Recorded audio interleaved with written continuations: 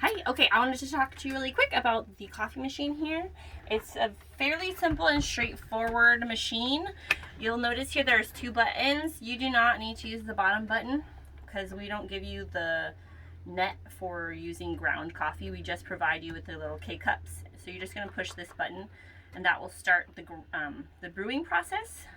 Before you do that though, you wanna open this back panel. Inside you'll see there's a blue insert here with a filter on the bottom, and it does have ounce markings on here.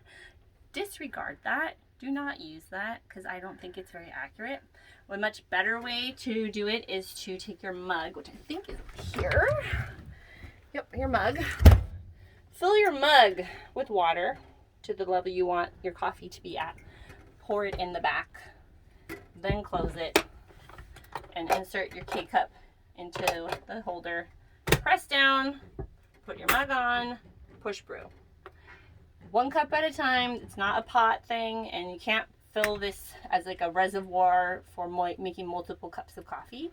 It will just drain all the water from this, whatever you put in here, and put it into the cup. So if you put too much water, you'll get an overflowed coffee cup and a big mess. All right, so hopefully that clears up any confusion. We do keep K-cups in here. There's coffee creamer in here.